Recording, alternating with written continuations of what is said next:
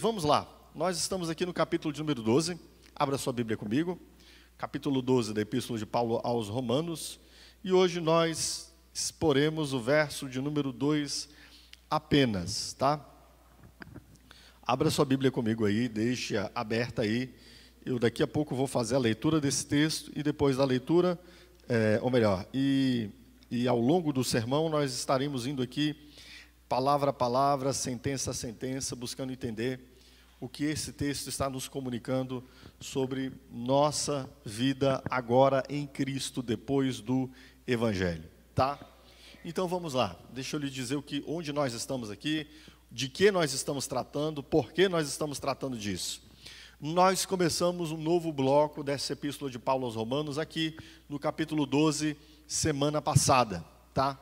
Este é um bloco que vai do capítulo 12 até o capítulo de número 16.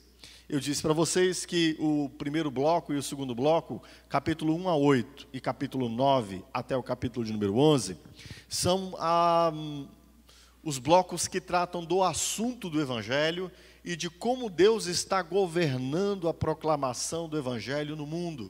São blocos especialmente doutrinários, teológicos, falam daquilo que Deus está realizando, falam daquilo que são os desígnios de Deus e a sua vontade, o que Deus empreendeu para salvar o homem através do Evangelho, e como então Deus está governando essa proclamação do Evangelho aos homens. E aqui, a partir do capítulo de número 12, nós entramos no que nós chamamos de ortopraxia, a prática da vida cristã à luz da mensagem do Evangelho. A mensagem do Evangelho afeta a nossa conduta.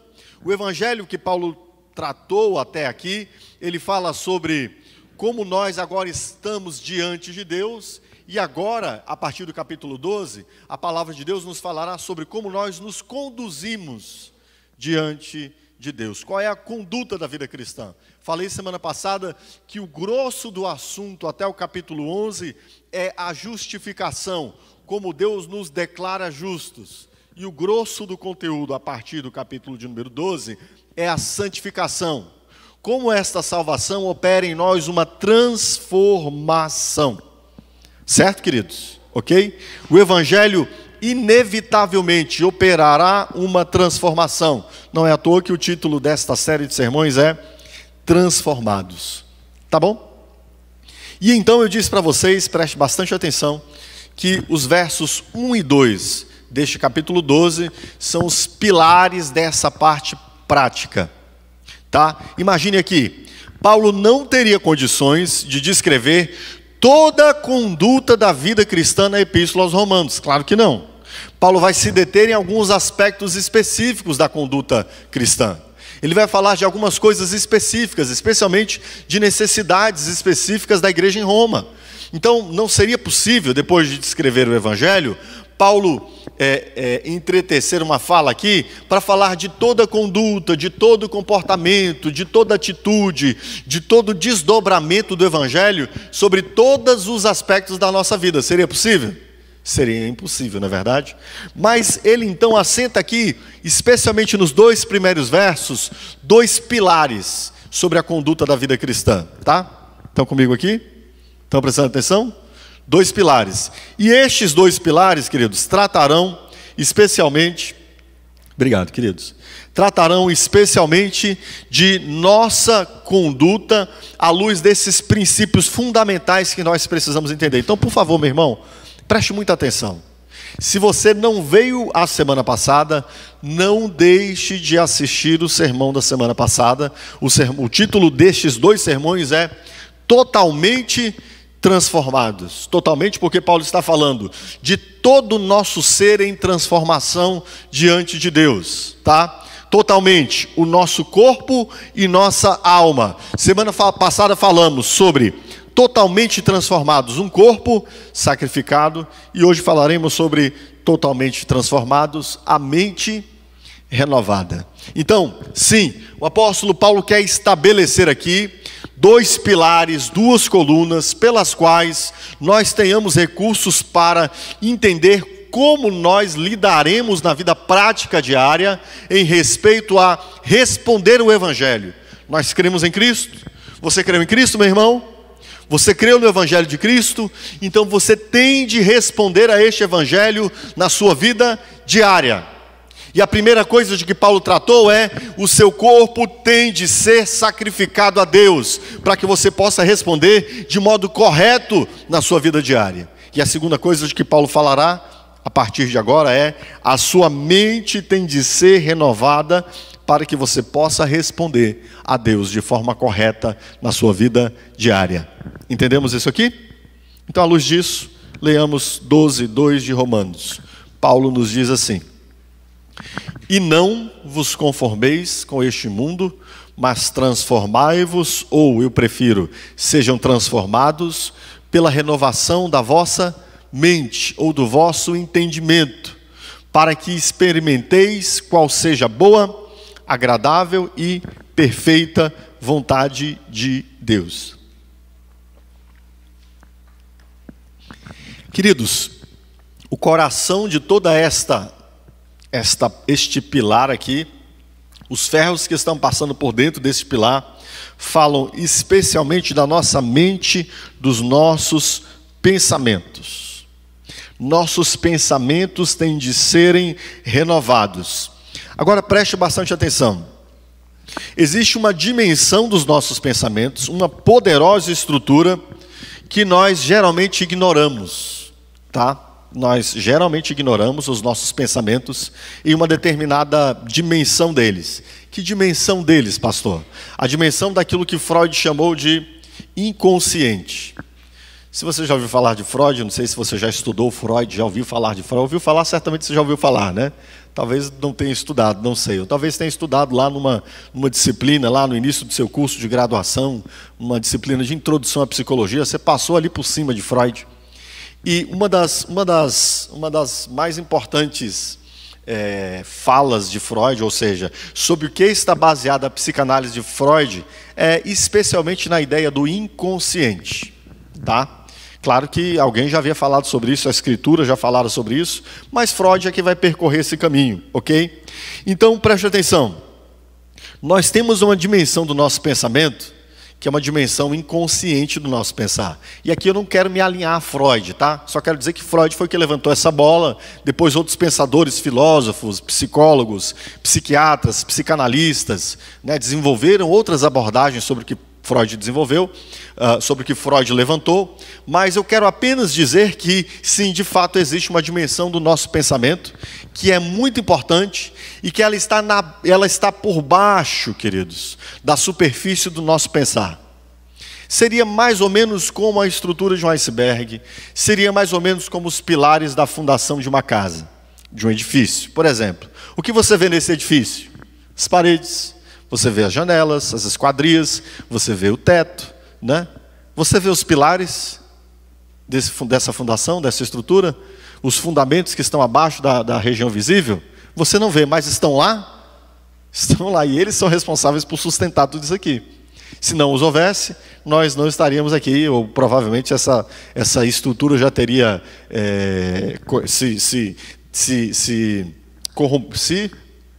está me faltando a palavra. Teria caído, né? Já teria sentido algum abalo, né? Teria já se destruído, tá? Então preste atenção, tal qual nós temos pilares e fundamentos que estão por baixo da estrutura em edificações, tal qual nos icebergs, o que nós vemos daqueles grandes blocos de gelo, é apenas a ponta, mais de 80%, 90% dos icebergs estão debaixo da água, assim também funcionam nossos pensamentos. Talvez você não saiba disso, talvez você saiba disso e não tenha dado a devida importância a isso. A quê? Preste bastante atenção. Seus pensamentos, os pensamentos que você julga racionais, eles estão muitas vezes influenciados por outras estruturas de pensamento que estão abaixo da linha visível da água, que estão abaixo do nível do solo. Há muitas coisas pelas quais você nem imagina, mas que estão arraigadas nos seus pensamentos, que fazem que você tome determinadas decisões e que às vezes são até contrárias à sua razão. Deu para entender isso aqui? Ainda não exatamente, pastor, mas tudo bem. Espero que seguindo aqui as coisas clarifiquem. Então preste atenção. O que você pensa não é só o que está na superfície do seu pensar. O que você pensa diz respeito a valores, a princípios que foram arraigados em você desde a sua infância. E é a isso especialmente, não apenas ao nosso pensamento no nível consciente, mas a considerarmos aquilo que nos influencia de um modo inconsciente, que Paulo está nos chamando a pensarmos. Então preste atenção. O Evangelho não quer afetar apenas aquilo que você pensa no nível consciente. O Evangelho quer afetar os princípios que estão por baixo do seu nível consciente de pensar, a fim de que você os mude e a partir disso você possa responder a um comportamento conforme o Evangelho. Deu para entender? Preste atenção. Não acontece assim muitas vezes? Você entende algo do Evangelho, mas o seu comportamento, a sua prática, embora você compreenda o que é certo, você não consegue mudar sua prática. Por quê? Porque há alguns princípios que estão especialmente no nível inconsciente e que o mundo, este tempo, ele talhou em nós, ele moldou em nós, e que lá embaixo desse nível consciente, esses princípios estão moldados em nós, e por causa deles, nós ainda não conseguimos responder ao Evangelho como deveríamos. Ou seja, aqui somos chamados a observar como pensamos e o que nos motiva a pensar assim. Deu para entender? Como pensamos? O que nos leva a pensarmos assim? É este o assunto aqui. Bom, assentadas essas bases, então, vamos lá para a fala de Paulo. Paulo começa falando-nos o seguinte: e não vos conformeis com este mundo, e não vos conformeis com este século. Não é o que está escrito aí? Ok. E o que é o mundo, queridos? Paulo está falando das árvores, das plantas, dos continentes, dos países, das pessoas que existem no mundo? Não, não é disso que Paulo está falando. Às vezes, no vocabulário paulino, na fala de Paulo, ele usa a palavra mundo para se referir a isto, né?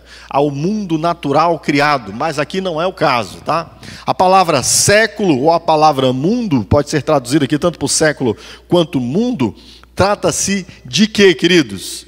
Se trata de um sistema corrupto, preste bem atenção, uma cultura pervertida, um modo de existir que se opõe ao reino de Deus e que é governado pelo diabo. Então preste bastante atenção. Nós temos aqui Paulo dando-nos um alerta para que nós entendamos que existe uma estrutura corrupta, existe um sistema pervertido, um modo de existir que se opõe ao reino de Deus e que ele é conduzido pelo diabo. Isto é o mundo. Trata-se de pensamentos infiltrados em nossas mentes desde a nossa infância, persistentemente, consistentemente, diariamente. Desde a nossa infância existe um sistema chamado mundo, governado pelo diabo, que infiltra, que talha, que molda os nossos pensamentos desde a nossa infância, por meio de conselhos, por meio de programas de televisão, por meio de narrativas, por meio de piadas, até mesmo pela educação dos nossos pais, a educação que os nossos pais tiveram, a nossa cultura. Um sistema que se opõe a Deus, ao seu reino, à sua justiça, que se opõe à glória de Deus. Isto é o mundo. Deu para entender o que é o mundo? Deu para entender? Abra comigo sua Bíblia em 1 João, capítulo 2, verso 15. E depois em João, capítulo 2, Evangelho de João, 12, verso de número 31. 1 João, capítulo 2, verso 15. O apóstolo João nos diz assim: não ameis o mundo, nem nada, nem as coisas que no mundo há. Se alguém amar o mundo, o amor do Pai não está nele. Percebe o que é o mundo? É um sistema ao qual nós podemos amar, desejar, querer, experimentar. Um sistema que está em completa oposição a Deus, à sua justiça, ao seu reino. E aqueles que amam o mundo não podem amar a Deus, aqueles que amam a Deus não podem amar o mundo. E se nós amamos o mundo, nós realmente não amamos a Deus, e vice-versa, ok? E em João capítulo 12, verso 31, o apóstolo João nos fala deste mundo como algo que deve ser julgado por Deus, e do qual o príncipe é o próprio diabo. Ele diz, em 12:31 de João: chegou o momento de ser julgado este mundo, e agora o seu príncipe será expulso. O príncipe deste mundo, o diabo. Então sim, meu irmão, deixa eu te explicar uma coisa. Não existe cultura neutra, tá? Não existe sistema de modo de existir que esteja pouco se ligando para as questões que dizem respeito ao reino de Deus ou não. Ou ele realmente se opõe a Deus ou não. A estrutura deste mundo, os modos de pensar desse mundo, a cultura deste mundo estará fortemente influenciada pelo diabo. Ele é o príncipe deste mundo. Sim, nós temos 3 grandes oposições, ou 3 grandes inimigos da nossa fé. O primeiro deles, no qual Paulo se deteve mais extensivamente, foi a carne. Capítulo 7, 8 de Romanos, capítulo 6 de Romanos, Paulo falou extensivamente sobre a carne, a natureza corrupta que há em nós. A natureza deformada na queda em Adão, a qual continua lutando, mesmo tendo já nascido de novo, continua lutando por aparentar-se ou por apresentar-se acima dos princípios e da vontade de Deus na nossa vida. Mas também há o mundo. Depois Paulo vai falar sobre o diabo, mas ao final dessa epístola. Mas aqui eu queria que você se detesse no mundo. O mundo, meus queridos, ele não brinca de ser mundo. Ele está sendo conduzido pelo diabo. Você não vê uma face com chifres, saindo fumaça pelo vento, né? Pelas ventas. Você não vê, né, uma face diabólica nas coisas que esse mundo apresenta, mas não se engane. Este mundo ele é completamente conduzido e governado pelo diabo. E os valores deste mundo se opõem diretamente aos valores do reino de Deus. E aquilo que eu disse é importantíssimo. O quê? Desde a nossa infância, narrativas, músicas, histórias, sentenças, parábolas, contos, imagens, fazem que nós possamos ir absorvendo intravenosamente, como se fosse dentro de nossas próprias veias, os valores, os princípios e a cultura deste mundo. Certo, queridos? Você nasceu em Cristo? Você nasceu num lar cristão desde a sua infância? Sim, mas mesmo assim você recebeu influências na sua escola, nos filmes, nos desenhos, nas novelas, seja onde for. Você recebeu muitas influências deste mundo. E não se engane, mesmo que você tenha nascido num lar cristão e ter sido educado da melhor forma possível, esta pressão que o mundo faz sobre nós nos molda de todos os lados. Na escola, nos relacionamentos com os colegas da escola e por diversos meios os quais nós somos assaltados diariamente, constantemente, em todo o tempo. Ok? E Paulo diz o que aqui? Não se conformem. Não é isso que está escrito aqui? A ideia de que nós temos 2 chapas de forma sendo pressionadas sobre nós, a fim de que essa massa que somos nós, seja moldada conforme o ídolo deste mundo. Existe uma pressão para nos conformar. Imagine que haja nós estamos numa esteira, tá? Nós e toda a humanidade, tá bom? E aí nós somos uma massa, e temos ali instrumentos, placas nos pressionando à medida que nós vamos caminhando nessa esteira, tentando nos dar a forma, tentando nos dar um jeito de ser, tentando nos fazer encaixar no seu modelo, um modelo que se opõe a Deus e ao seu reino. E Paulo está dizendo o que aqui a nós? Não se submetam a esta forma. Não se conforme. Preste atenção, você está sendo premido por todos os lados. Não existe aqui um campo de piquenique, um passeio. Não, aqui é uma batalha. Aqui existem pessoas tentando nos aformar de todos os lados, para nos adequar ao padrão do mundo. Imagine a ideia de uma correnteza, tá? Ok? Nós estamos como que uma correnteza de um rio, queridos. E Paulo está dizendo, não siga o fluxo dessas águas, nade contra a corrente. A sua postura deve ser outra, não se conforme com este mundo. Preste atenção, não ignore a existência da força da pressão desse mundo. A primeira coisa importante, nós precisamos entender que há uma pressão deste mundo, desse sistema corrupto e que se levanta contra Deus, que está em todo o tempo nos pressionando. Não ignore isso, meu irmão. Não ache que você apenas está assistindo a um jornal, que você apenas está assistindo a um livro, que você apenas está ouvindo uma música. Não imagine que você apenas está ouvindo os conselhos dos sábios desse tempo. Não, existe uma pressão do mundo aqui para nos aformar, queridos. E segundo, não se deixe pressionar. Não tome a forma. Deu para entender? Não vos conformeis com este mundo. Mas o que, queridos? Mas transformai-vos. A palavra que Paulo usa aqui, o verbo grego que Paulo usa aqui, metamorfo, que tem como relacionado também o substantivo metamorfoses, é bem parecido com aquela nossa palavra em português, metamorfose, né? Metamorfose. Bem, e o que é metamorfose? Paulo está dizendo para nós aqui, que vocês sejam metamorfoseados, que vocês sejam transformados. E o que significa, e o que é metamorfose, por exemplo, no campo da biologia, queridos? Os seres vivos, eles têm um desenvolvimento, não é? Para vir a ser o ser que ele deve ser no seu processo embriológico, né?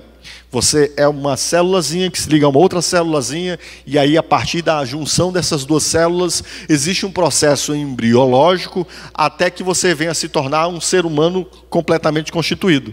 Um bebê é um ser humano completamente constituído? Sim ou não? Um bebê é completamente constituído? Completamente constituído, sim, não é maduro, tá?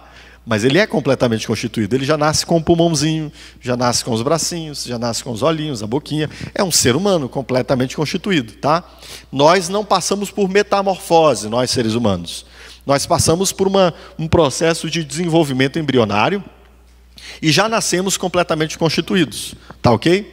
Mas existem alguns seres vivos que passam por um processo de metamorfose. E o que é metamorfose? É a transformação da forma. Ou seja, por exemplo, uma lagarta. Uma lagarta é o mais clássico, né? As borboletas e a metamorfose das lagartas, né? Uma lagarta é um serzinho completamente constituído. Ela tem tudo o que ela precisa para ser um ser vivo. Tem uma série de patinhas, tem uma boquinha, né? Ela se alimenta, ela tem um processo digestivo, enfim, tem todo o metabolismo que um ser vivo precisa ter para existir. Uma lagarta. Tá bom? Ela nasce, ela passa por um processo embrionário e nasce o quê? Lagarta. Mas tem uma hora que ela diz, chega de ser lagarta.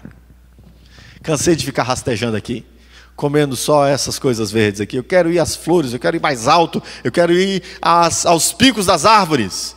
E o que ela faz? Ela se dependura, né, em alguma estrutura, uma resina vem cobrindo ela completamente, e lá dentro, aquelas dezenas de patinhas se tornam 6 patas. Ela passa, ao invés de ser uma lagarta que não tem uma definição ali bem estabelecida do que é a cabeça, do que são os membros, né, do que é o corpo, não. Quando ela se torna borboleta, ela tem uma cabeça bem definida, tem um corpinho bem definido, e vem especialmente o que, queridos? Asas, né? Aí vem as asas. Isto é o que nós chamamos de metamorfose, uma completa transformação do ser. Deu para entender? Esta é a palavra que Paulo está usando aqui. Metamorfou é o verbo, tá? E nós encontramos essa palavra no mesmo sentido de profundas e radicais transformações, apenas em mais 3 lugares no Novo Testamento. Essa palavra acontece só 4 vezes no Novo Testamento. Uma aqui, outras 2 vezes, adivinha onde? No episódio quando Jesus ele se metamorfoseia, ou ele se transfigura, lá no monte que nós chamamos da transfiguração, Mateus 17:2 ou Marcos 9:2. Nesses textos, nós vemos que o Senhor Jesus sobe ao monte da transfiguração, junto com 3 discípulos, e o que acontece ali? Ele revela a sua natureza divina, ele manifesta-se divino, sua glória manifesta, um brilho maior que a luz do próprio sol é emanado do próprio Cristo, e os discípulos ficam pasmados diante daquela transformação, aquela transfiguração ou aquela metamorfose. É aquilo que o Senhor Jesus experimenta. E preste bem atenção, é exatamente isso que Paulo está dizendo que deve acontecer conosco. Então Paulo não está falando aqui de uma transformaçãozinha, uma mudançazinha ocasional, uma mudançazinha para um pequeno aperfeiçoamento, uma mudançazinha para que você seja um ser humanozinho um pouquinho melhor. Não, não existe jeito para este velho Adão. O velho Adão tem de ser sepultado. E esta nova natureza que está sendo operada em você é para fazer você uma outra coisa completamente diferente. Já não mais com identificação com aquela velha forma que você tinha no antigo Adão, mas agora sendo transformada em algo completamente diferente, queridos. E a que? Deixa eu lhe perguntar. A que Deus está nos transformando? Em que Deus está nos transformando? Você faz ideia? A gente sabe que uma lagarta vai virar borboleta, não é isso? E você vai virar o quê? Faz ideia? Faz ideia não? Paulo já tinha falado sobre isso lá em Romanos, capítulo 8, verso 29. O que diz lá em Romanos 8, 29? O que diz lá? E aqueles que de antemão conheceu, a estes também predestinou para que sejam conforme a imagem do seu Filho, para que nós sejamos conformados, ou aformados, ou transformados, ou metamorfoseados, ou transfigurados, conforme a imagem de Cristo.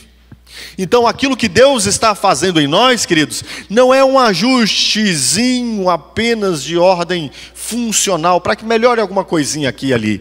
É uma transformação absurda, absoluta, uma transfiguração do nosso ser, para que nós possamos ser semelhantes a Cristo. Óbvio, né? Não seremos divinos, tá? Fica aqui de antemão, já fala, nós nunca seremos divinos, tá bom? Isso é uma falácia, tá ok? Mas conforme a, não é igual a, é conforme a, semelhantes a Cristo. É isso que Deus está realizando em nós. É como uma lagarta deixando de ser lagarta para transformar-se em borboleta. E há um texto, eu citei 2 textos, Mateus 17:2 e Marcos 9:2, mas há um último texto na Sagrada Escritura que fala desta transformação, e aqui ele fala especialmente desta transformação segundo a glória do Senhor. 2 Coríntios 3:18, o apóstolo Paulo nos diz assim: e todos nós, com o rosto desvendado, contemplando como por espelho a glória do Senhor, somos transformados de glória em glória na sua própria imagem. Percebe? Nós estamos sendo transformados na própria imagem do Senhor, queridos. É isso que Deus está fazendo em nós. Nossa imagem que recebemos de Deus na criação fora deformada, ela ainda não era plena, e mesmo não sendo plena, fora deformada em Adão. E agora, o que o novo Adão está fazendo? Nos transfigurando, nos transformando segundo sua própria imagem, para que nós possamos expressar esta imagem de Deus. Deu para entender? O mundo está nos pressionando para que nós assumamos a forma dele. Mas a palavra de Deus está dizendo para nós: não ceda a esta pressão do mundo, transforme seus pensamentos desde as suas raízes de pensar, e entenda que você foi chamado para o Evangelho, não para você continuar mais a mesma pessoa velha e caída em Adão, não para que seus comportamentos sejam os mesmos, as suas palavras sejam as mesmas, seus medos sejam os mesmos, seus princípios sejam os mesmos, mas para que você, dia a dia, possa conduzir-se como Cristo se conduziria, para que você possa falar como Cristo falaria, para que você possa agir como Cristo agiria. É para transformar você segundo a imagem de Cristo. Amém? Eu quero só dar uma última ênfase aqui nessa questão da transformação. Eu prefiro a tradução aqui, mas sejam transformados ao invés de transformai-vos, tá? Por quê? O verbo aqui está na voz passiva. O verbo não é se esforce para que você se transforme. Não, não é isso. Ele vai nos dizer a que nós devemos nos esforçar. Mas o verbo está na voz passiva, ou seja, quem realiza essa transformação em nós? Quem realiza? Deus a realiza. É Deus quem realiza essa transformação em nós segundo a imagem de Cristo. Eu consegui mudar-me 1 grau na direção de ser semelhante a Cristo, não tenho esses recursos em mim mesmo, tá? Esta é uma obra que só Deus pode realizá-la sobrenaturalmente, e Deus tem um instrumento para que essa obra seja realizada sobrenaturalmente em mim e em você. Deu para entender? Não é você que se transforma a si mesmo, é Deus quem vai transformar você à imagem de Cristo. Entendeu isso? Mas sim, existe algo que devemos fazer aqui, que é nos submeter ao instrumento que Deus nos deu para que Ele realize isso em nós. E qual é o modo pelo qual essa transformação acontece? Mas transformai-vos pelo quê, queridos? Pela renovação da vossa mente, pela renovação do vosso pensamento, pela renovação do seu entendimento. O que promove a renovação do nosso entendimento, queridos? Paulo deixa isso aqui de forma subliminar, né? Mas nós já sabemos, à luz de tudo que nós ouvimos até aqui. O que pode promover a renovação da nossa mente? Ele disse: é pela renovação da mente de vocês que vocês são transformados. Ok, mas renovar a nossa mente com o quê? O que tem de vir à nossa mente para que nós possamos ser transformados? O que, irmãos? O que é, irmãos?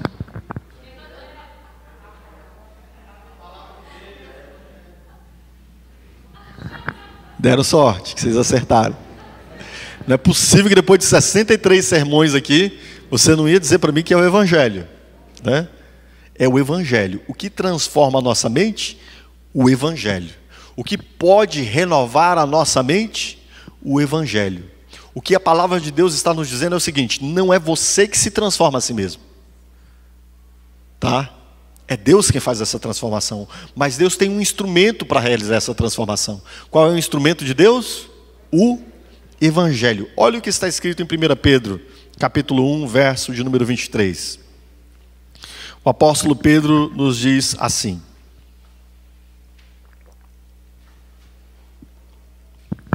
pois fostes regenerados, não de semente corruptível, mas de incorruptível, mediante a palavra de Deus, a qual vive e é permanente.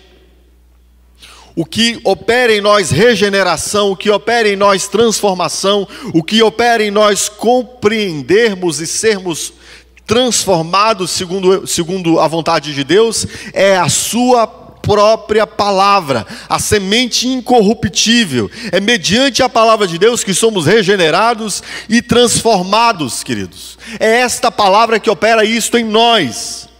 Então a grande pergunta aqui é: qual é o meio então de nós sermos transformados? Pela renovação da mente. E o que deve estar ocupando a nossa mente? Desfazendo aqueles princípios velhos e tornando em princípios novos, mudando-nos, queridos. A palavra de Deus. O que ocupa a nossa mente? O que deve ocupar a nossa mente para que nós experimentemos essa transformação total, queridos? a palavra de Deus. O apóstolo Paulo diz em Colossenses 3,16: a palavra de Cristo habite em vós abundantemente. Abundantemente, queridos.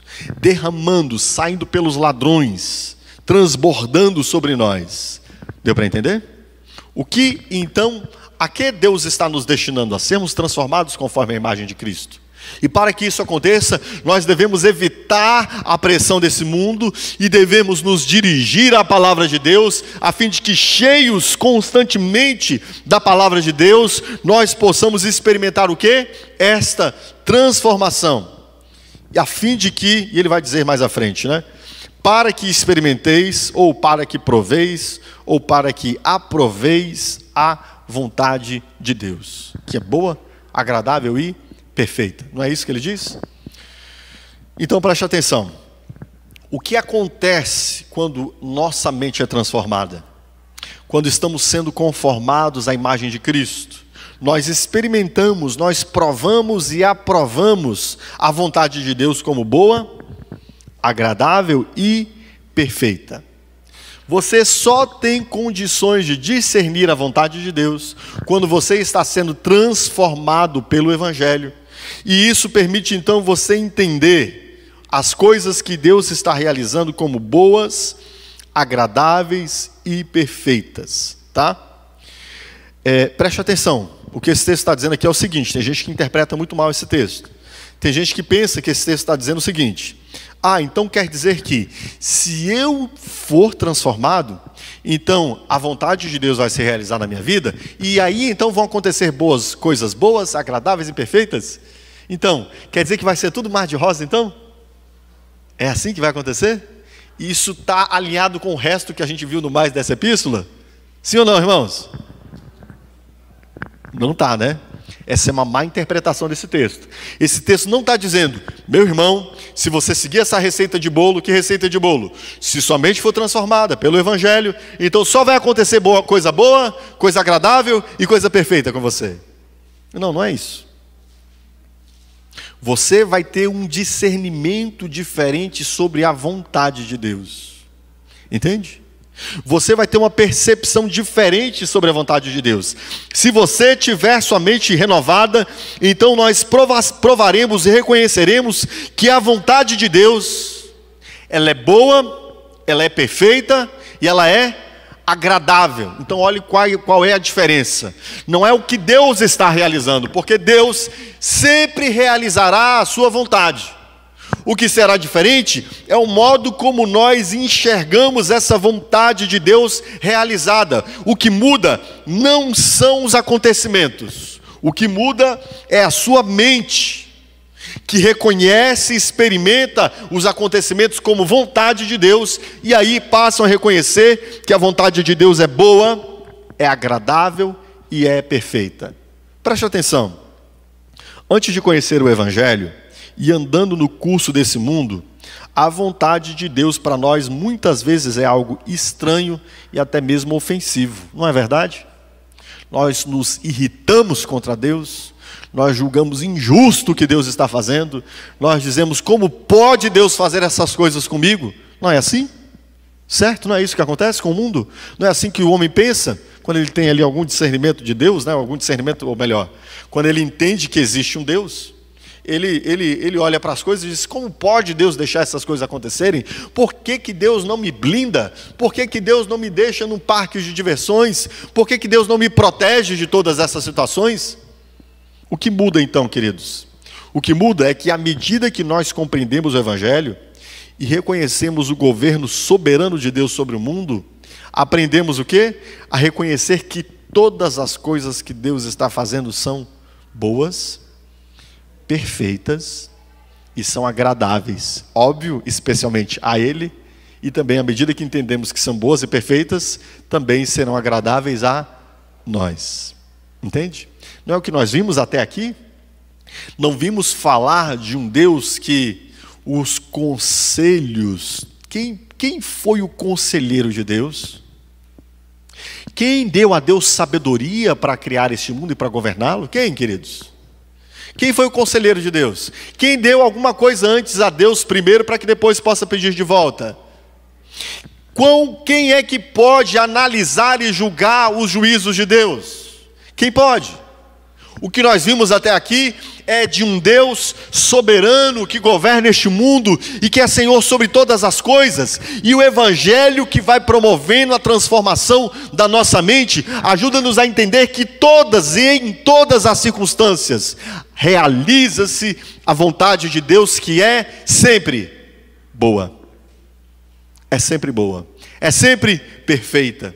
Não existe caminho melhor que aquele que o próprio Senhor está pavimentando, e será sempre agradável, o louvará, o bendirá em última instância, e nós também nos agradaremos dela. Não é o que diz Romanos 8:28?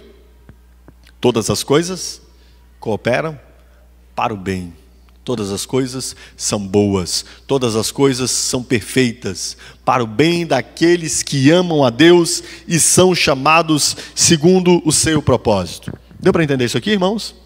Entendemos tudo até aqui? O que nós vimos então? Não se conforme com este mundo. Esse mundo está fazendo pressão sobre você, e esse mundo colocou pensamentos em sua mente que estão lá na sua base de pensar, e eu vou te mostrar aqui alguns deles. Eu não tenho recurso, eu precisaria aqui de pelo menos uns 20 sermões, uma série de sermões só para tratar disso aqui. Mas eu quero falar aqui agora de modo prático de pelo menos 3 questões, para que você perceba como nós temos os fundamentos do nosso pensamento balizados, instrumentalizados e colocados ali por este mundo. E que você e eu precisamos ter a nossa mente transformada, e especialmente esses princípios, os conceitos que estão lá na base do nosso pensamento. Não é só o nosso pensamento racional, aquilo que nós racionalizamos e articulamos sobre como decidir as coisas. É aquilo que está na base. Por que racionalizamos desse jeito? E por que articulamos desse jeito? Deu para entender? E como isso pode ser mudado, queridos? Pelo Evangelho. Você precisa ser encharcado do Evangelho, a fim de que você possa ir sendo transformado segundo a imagem de Cristo. E aí você verá que os atos de Deus são bons, perfeitos e agradáveis. Ok? Feita essa síntese aqui, vamos lá para algumas questões de natureza prática, então. Consideremos algumas questões práticas. Eu quero dizer para você o seguinte: há uma série de estruturas de pensamentos em nós que precisam serem demolidos. Há uma série de estruturas de pensamento em você, e eu vou mostrar que há, que precisam serem demolidos, que estão em desconformidade com o Evangelho, que são pensamentos segundo este mundo. Por exemplo, eu vou citar 3 aqui, só como exemplo, tá? Existe uma infinidade destes, e eu espero que você analise o Evangelho, considere o Evangelho e pense, comece a pensar a partir do Evangelho para entender seus pensamentos lá nos seus fundamentos. Por exemplo, há um princípio deste mundo, este mundo que a gente vive um princípio de insubmissão à autoridade. E nós somos, desde a nossa infância, influenciados a sermos insubmissos a estruturas de autoridade, a pensamentos de autoridade, a nos desconformarmos com a autoridade, e nós achamos isso bonito, né? Para nós é bonito. Nós aprendemos que isso é uma coisa boa de se fazer. Por exemplo, olhe bem, ontem eu estava assistindo um filme com a minha filha, o filme Luca, da Pixar, da Disney, tá? E aí não é só Luca não, viu? Todo desenho, todo filme. Eu até fiquei alerta para tentar enxergar outras coisas nesse filme, né? Mas não é apenas ele não. Olha uma coisa que acontece nesse filme, que acontece de forma recorrente nos filmes para crianças. Esse personagem Luca tem uma mãe, ele é um monstro marinho, né? Ele tem uma mãe que vai proibi-lo, vai dizer para ele não subir à superfície com medo de ele ser morto, porque os seres humanos estavam caçando monstros marinhos, né? E ele vive um conflito com essa fala da mãe. E aí ele fica naquela dinâmica, eu vou, eu não vou. Tem uma experiência que ele vai à superfície, começa a mentir para a mãe, dizendo que não está indo lá, e ele vai para lá.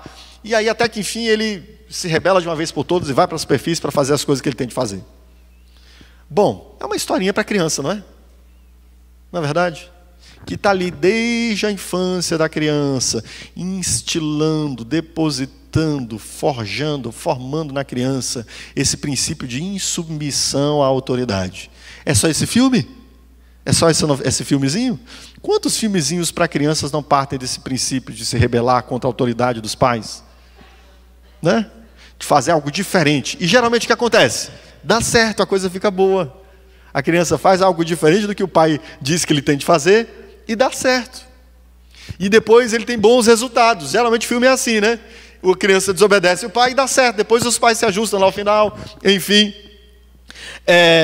E isso afeta diretamente, queridos, o princípio da palavra de Deus de obedecermos os pais e diversos outros princípios que envolvem a questão de insubmissão à autoridade, tá? Então não se engane, é um filmezinho, é uma historiazinha, é uma novelazinha, é uma narrativazinha, é um ditadozinho que vão se somando e se somando e se somando, ao ponto de, por exemplo, quando eu morava ali na Asa Norte, a gente tinha ocasião em que a quadra toda ficava espantada de um jovem que devia ter mais ou menos 20 e poucos anos, ficar gritando no apartamento, xingando os pais. A gente às vezes achava até que ele podia estar agredindo o pai, de tal violência era aquela discussão que ele tinha. Na verdade não era nem discussão não, que os pais ficavam calados. Era ele sozinho xingando os pais. Tá? Não, pastor, eu não xingo minha mãe, não xingo meu pai. Bom, né? Mas você percebe que essas coisas vão sendo infiltradas ali desde a nossa infância. E talvez nós tenhamos lá nas bases do nosso pensamento já um princípio de insubmissão à autoridade. Isso se reflete na criação de pais e filhos, sim ou não? Se reflete ou não, queridos? Claro que se reflete. Nós temos pais que não sabem exercer a autoridade com seus filhos, e temos filhos que não se submetem à autoridade de seus pais. Esse é o nosso tempo. E de onde vem isso? Destes princípios que o mundo vem formando em nós. E talvez você não saiba, não veja, mas está lá em você. Isso se reflete em que outro ambiente? No ambiente da igreja, por exemplo. A insubmissão aos líderes da igreja. Você sabia que é um princípio bíblico se submeter à sua liderança? Obedecer à sua liderança? Está ali, ó, Hebreus, capítulo de número 13, verso 17. Obedecei a vossos pastores e sujeitai-vos a eles, porque velam por sua alma, como aqueles que hão de dar conta delas, para que o façam com alegria e não gemendo, pois isso não vos seria útil. É um princípio da palavra de Deus que segue esse princípio de Deus, de submissão às autoridades, de nós estarmos ligados a autoridades, de essas autoridades responderem por nós. Lembra do que nós vimos lá no capítulo de número 4, 5 de Romanos? A autoridade de Cristo sobre a igreja, ele como cabeça representativo, é o que permite que sejamos salvos. Porque nós nos submetemos à autoridade dele e agora ele está ligado a nós e nos representa. Esse é um princípio do Evangelho, queridos. Esse princípio de submissão à autoridade. Mas, dado que desde a infância somos instruídos, disciplinados a que nós não nos submetamos à autoridade, nós temos esse desvio, quer nos lares, muitas vezes também nesse ambiente eclesiástico. Às vezes o pastor, ou o seu líder, tem de repreender você. Ele tem de fazer isso. Porque se ele não fizer, ele será negligente. Uma coisa que eu sempre peço a Deus é: Senhor, me ajuda a não ser negligente com as almas que o Senhor colocou sob o meu cuidado. Porque senão, eu sei que o sangue delas está sobre mim. Se eu vejo você, meu amado irmão, se desviando do caminho do Evangelho, eu tenho por responsabilidade chamar sua atenção e corrigir você. Mas a gente vive um tempo de insubmissão à autoridade. É claro que, tudo bem, eu sei que há falsos pastores, né? Pastores que tratam as ovelhas não com amor, não com zelo. E às vezes procuram disciplinar as ovelhas apenas pela disciplina em si mesmo. Não porque de fato ama e queira a correção dessa ovelha. Mas, olhe bem, por causa que temos sido, desde a nossa mais tenra infância, instruídos ou formados sob um princípio de insubmissão à autoridade, o que acontece conosco? Nós, muitas vezes, quando alguma liderança nossa se manifesta, se posicionando, buscando nos corrigir, nós já nos, né, levantamos, como é que é? Saímos do salto, como é que é o ditado aí? Sai do salto, é isso mesmo? Já sai do salto, já desce do salto, né? Já desce do salto. Não é verdade? Isso não acontece? Acontece, irmãos. Acontece, né? Quantas vezes, né, eu já tive experiências de pessoas descendo do salto comigo, né? Enfim, já tive diversas experiências. Mas olhe bem, o que isso acaba gerando? 2 desvios aqui. Lideranças que não amam os seus liderados a ponto de corrigi-los, instruí-los e orientá-los. E por isso temos lideranças negligentes e, ao mesmo tempo, temos também ovelhas rebeldes. É bode ou ovelha, irmão? É difícil saber, às vezes, se é um bode ou se é uma ovelha. Parece ovelha, mas é bode. Ou parece bode e é ovelha? Difícil saber, né? Por quê? Por causa da falta do princípio de submissão à autoridade, ou pelo princípio de insubmissão à autoridade, que desde a infância tem sido enxertado em nós. Deu para entender? Percebe aqui? Ok. Qual é a outra, ainda falando disso aqui, ainda falando de princípios que têm sido enxertados em nós desde a nossa infância e que têm nos feito agir de modo contrário à palavra de Deus. Nós temos vivido um tempo onde se tem ressaltado a indefinição de masculino e feminino, um desfazimento da ideia de macho e fêmea, certo? E as respectivas diferenças que são próprias a cada aspecto dessa criação que Deus fez, homem e mulher, macho e fêmea. A gente vive, a pretexto de igualdade entre os sexos, um desfazimento do que é masculino e feminino no nosso tempo, irmãos. E isso é algo que é contrário aos princípios da Escritura. E onde isso se reflete? De forma terrível, nos papéis familiares, por exemplo. Papéis familiares, papel de mulher, papel de homem, papel de macho e papel de fêmea. Hoje a gente vive uma narrativa seguinte: não, somos iguais, cada um faz as mesmas coisas aqui em casa, vai ser tudo do mesmo jeito, e a responsabilidade sobre os filhos dos dois é a mesma, o jeito de cuidar dos filhos é o mesmo, a responsabilidade sobre as questões financeiras é a mesma dos dois, os dois vão fazer o mesmo. Não é assim que a gente tem sido ensinado desde a nossa infância? Sim ou não? As meninas, o que as mães dizem? Minha filha, vai estudar e se formar, porque você não vai depender do seu... Ou seja, seja o homem da casa, mulher. Sustente a casa. Não estou dizendo que a gente não precisa adquirir certos graus de autonomia. Não é isso. Estou dizendo que estes são princípios que são da Escritura. Foi assim que Deus constituiu homem e mulher, para que os dois exerçam os mesmos papéis na família? Tá bom, então tudo bem. Vamos lá, maridão. O próximo que vai engravidar é você, tá bom? Beleza? Tá bom? O próximo a ficar barrigudo é você, marido. Ok? Você vai levar o bebê 9 meses na barriga. Meus irmãos, vamos lá. Olha uma coisa bem óbvia aqui. É a mesma relação que um pai tem com o filho, que a mãe tem com o filho? É a mesma relação? Não, somos iguais, somos pais. A relação que a mãe tem com o bebê que ela trouxe no ventre é a mesma de um pai que não trouxe esse bichinho no ventre? É claro que não. É óbvio que é diferente. Não estou dizendo que o pai não deva amar, cuidar, proteger, mas são relações muito diferentes, até pela própria natureza biológica. A mãe tem um Wi-Fi com o bebê, né? Tem uma ligação. A mãe tem uma ligação sem fio com o bebê. O bebê está lá, eu lembro da Fabíola, né? A Fabíola amamentando. O bebê estava lá, a Nicole estava lá no quarto, dormindo. A Fabíola sentia que estava na hora de amamentar a Nicole. O seio, né? Uma ligação Wi-Fi, o bebê bateu a fome na barriguinha, ela manda o sinal para a mãe, o seio já responde ali. Percebe que existem diferenças que são óbvias na própria natureza do homem e da mulher, que vão inevitavelmente repercutir nos papéis familiares também, queridos. Eu digo de minha experiência profissional na Caixa Econômica Federal, de muitas colegas que diversas vezes encontrei grávidas do primeiro filho, ou já tendo tido ali primeiro e segundo filho, dizendo: rapaz, se eu pudesse deixar esse meu trabalho aqui para cuidar dos meus filhos em casa, eu deixaria. Não, mas ela foi educada desde o início que ela precisa, né?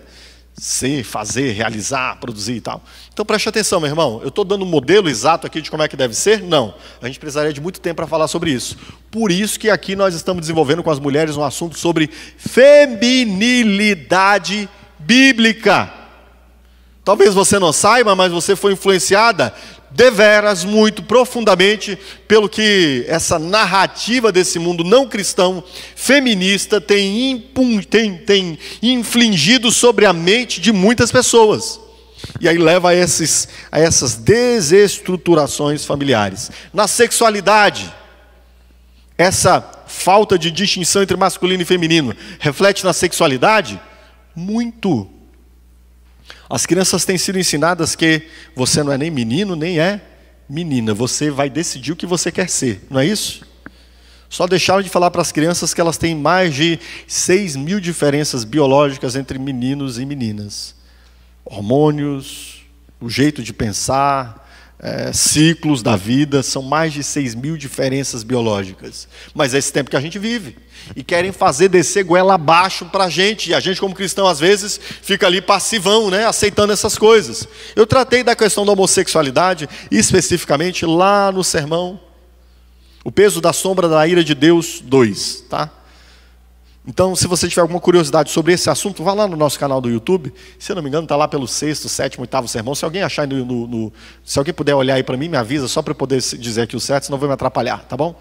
Mas está lá. Se você quiser ouvir falar só sobre homossexualidade, tratamos disso aqui nesse sermão em Romanos. Mas não é verdade que não faz diferença entre masculino e feminino. Há muita diferença, sim. Isso deve se refletir desde os papéis familiares, isso deve se refletir na sexualidade e até mesmo no ministério pastoral. Hoje a gente tem um tempo onde se aceita, né, a ideia de pastoras dirigir igrejas. De onde é que vem isso, irmão?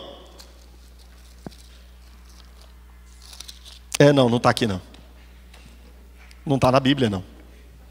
Deus constituiu pastores, presbíteros, para governarem a igreja, para conduzir a igreja, para exercer a liderança na igreja.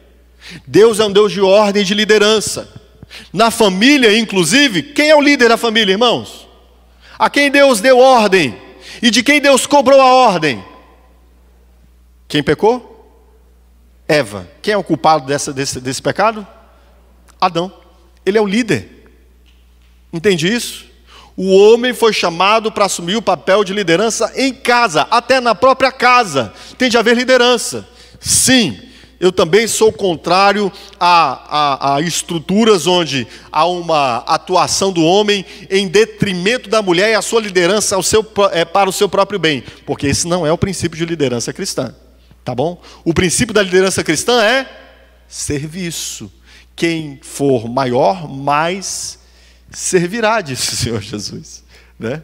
O princípio da liderança cristã é serviço, ou seja, o homem enquanto líder, ele não deve pensar em primeiro lugar em si mesmo, ele deve pensar em primeiro lugar no bem da esposa, no bem dos filhos, no bem da família. Esse é o princípio de liderança cristã.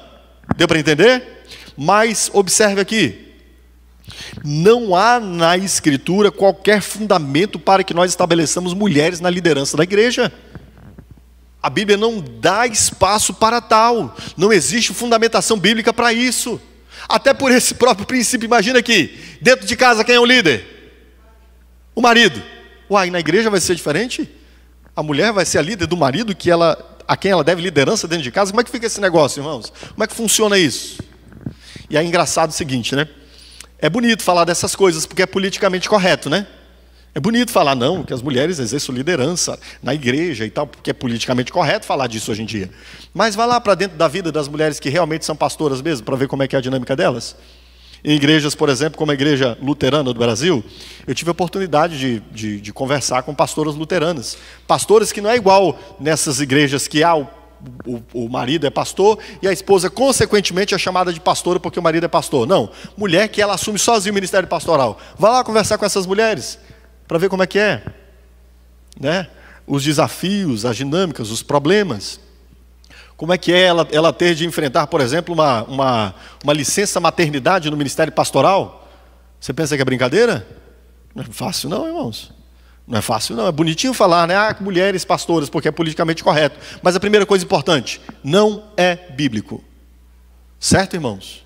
Não existe, segundo a Escritura, esse desfazimento que se está fazendo do que é masculino e do que é feminino, e destes princípios que a Sagrada Escritura estabeleceu, não são bíblicos.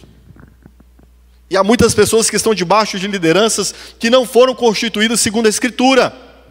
Ah, pastor, mas houve Débora lá no tempo que foi juíza. Sim, Débora vai dizer, caramba, mas realmente não tem homem nenhum que preste aqui não? É o que Débora vai dizer.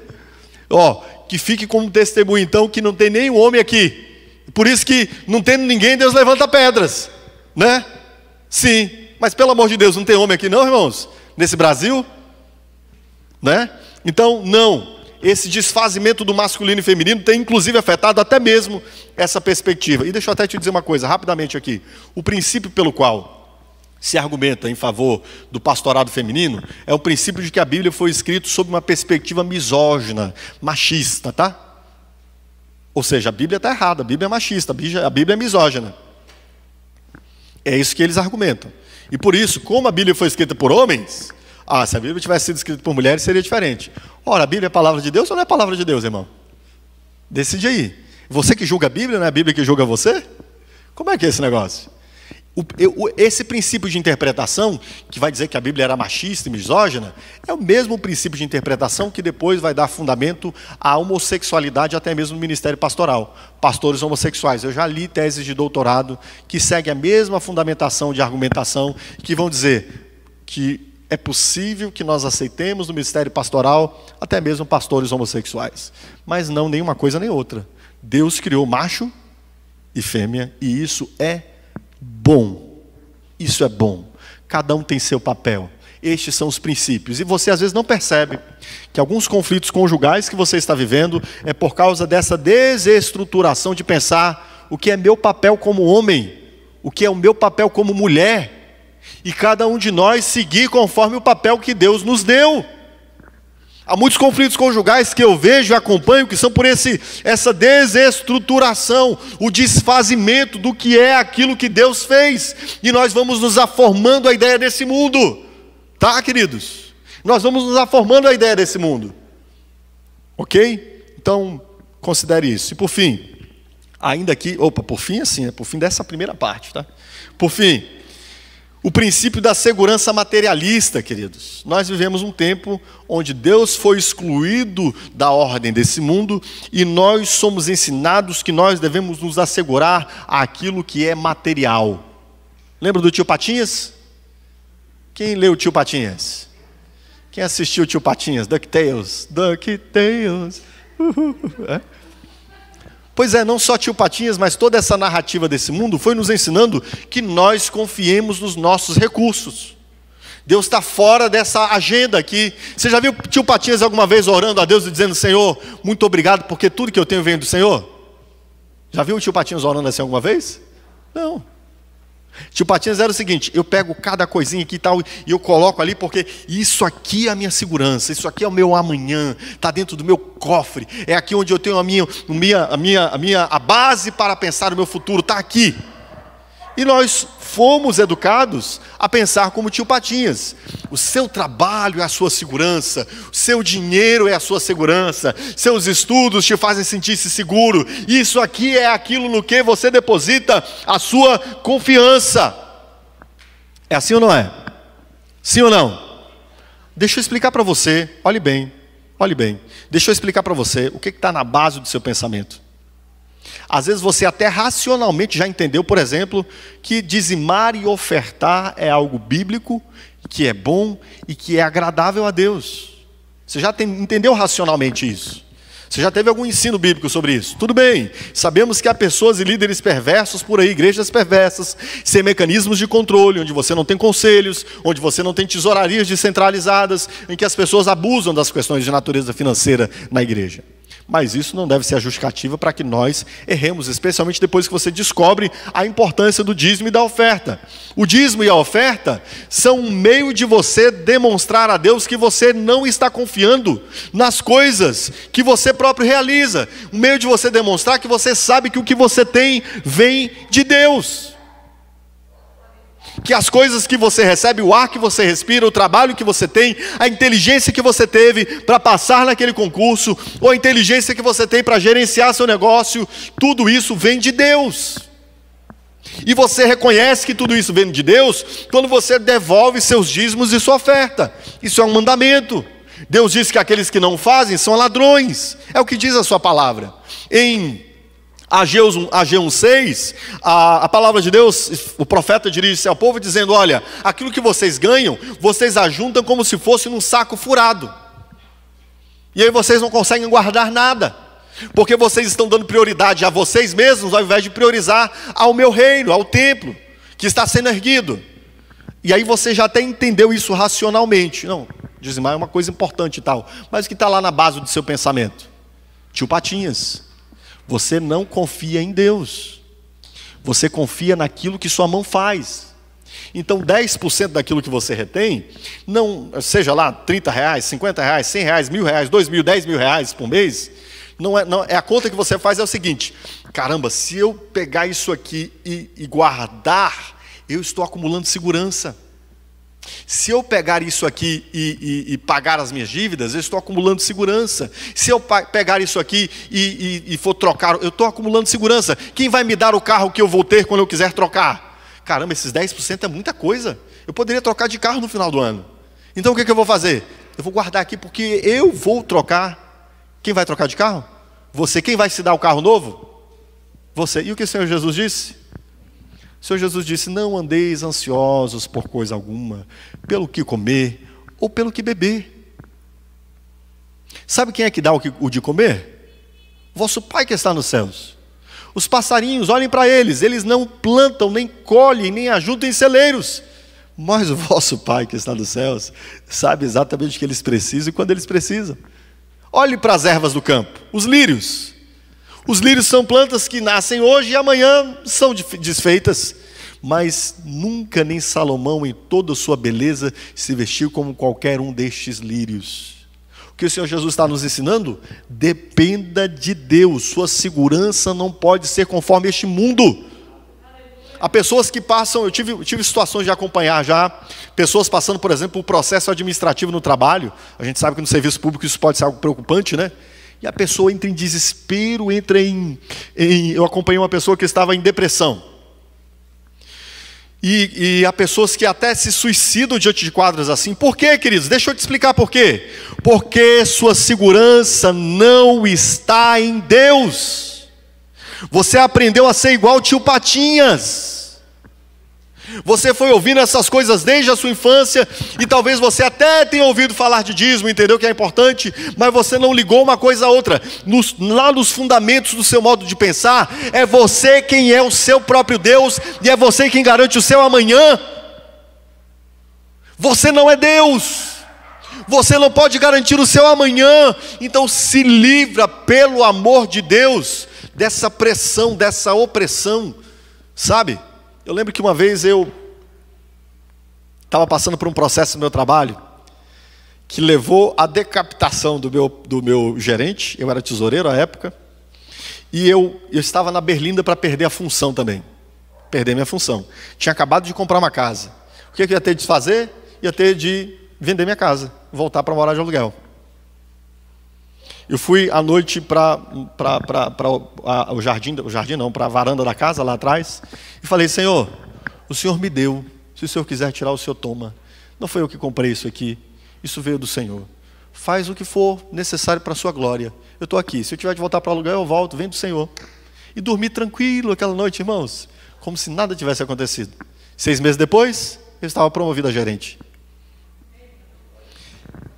Deus, quem te dá é Deus, quem tira é Deus, confie em Deus, percebe? O que está por trás de você, às vezes não dizimar, não ofertar, não ser fiel com seus dízimos e ofertas, está por trás dessa mentalidade da segurança materialista. Percebe que o mundo foi nos formando? E às vezes a gente tem até, já está na igreja há muito tempo, mas tem muitos princípios ali na nossa mente que precisam ser demolidos, derrubados, desfeitos, irmãos. Deu para entender? Amém. Bem, outras três exortações finais aqui. Eu quis me deter mais aqui mesmo porque eu sei que isso é o mais trabalhoso. E esses 3 estudos de caso que eu trouxe aqui são apenas estudos de caso para que você pense mais, considere na sua mente aquilo que está em desconformidade com a palavra de Deus. Quero dizer também aos pais, cumpramos juntos de nossos filhos o papel de formar a cosmovisão deles, tá? Segundo o Evangelho. Você óbvio, você não vai proibir seu filho de assistir filmes. Alguns sim, né? Alguns você tem de proibir sim, tá? Seu filho criança. Mas, à medida que você estiver com seu filho, que você assista, meu querido, assista as coisas que seu filho está assistindo.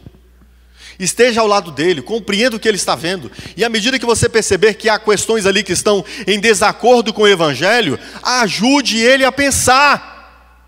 Porque ele está sendo premido pelas coisas que ele está assistindo, especialmente suas crianças. Não deixe a sua criança como babá do Netflix, do YouTube, da internet, seja do que for.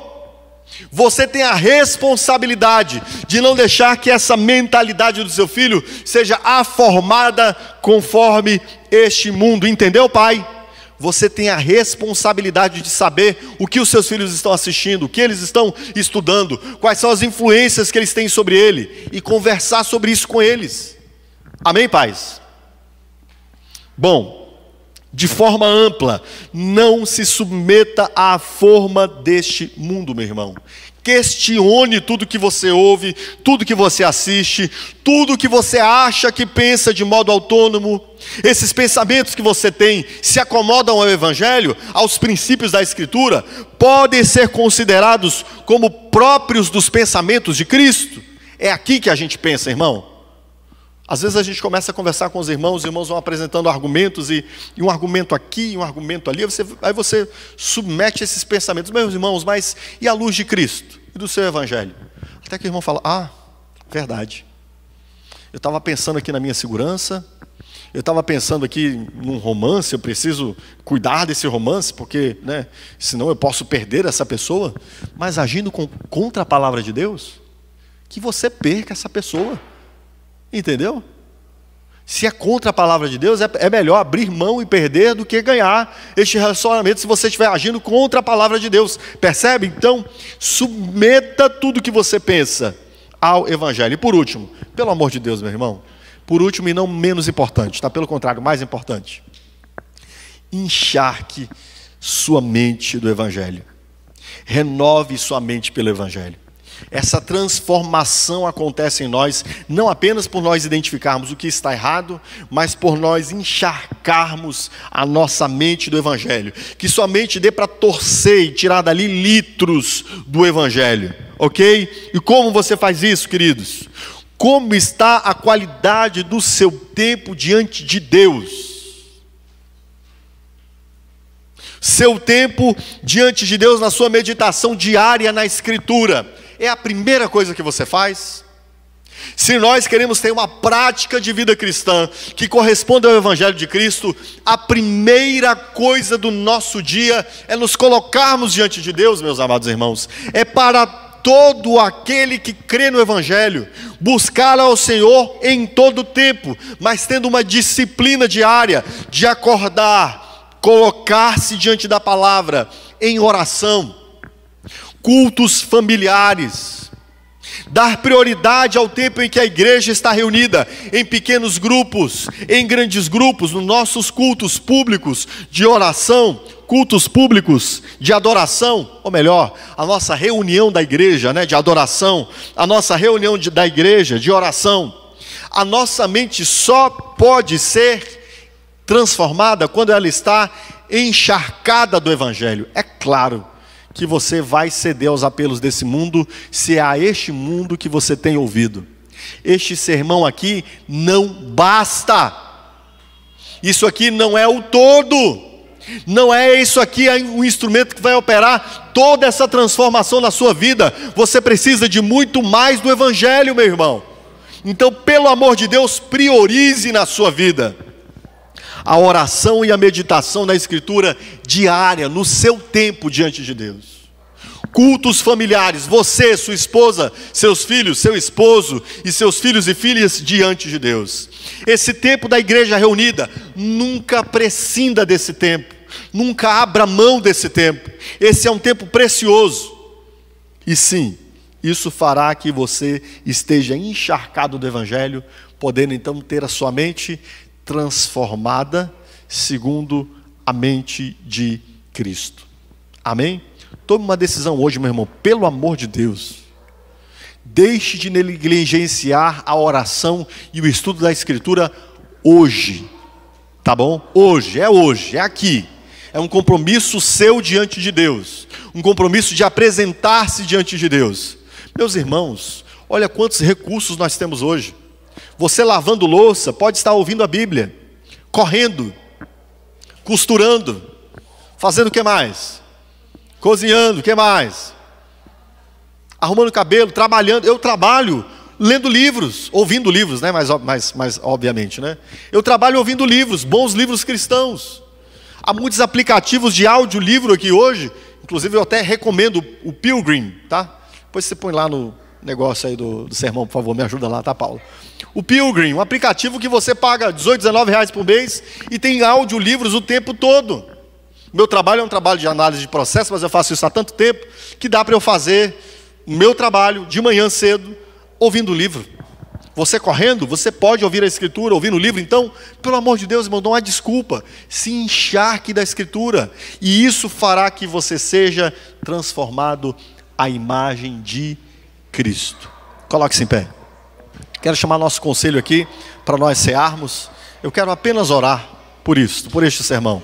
E orar pelo seu reposicionamento diante de Deus, apresentando diante de Deus sua vida, a fim de que hoje aqui você se renda a Ele e possa permitir que você seja transformado pelo Evangelho. Curva a sua cabeça, meu querido. Senhor Deus e Pai,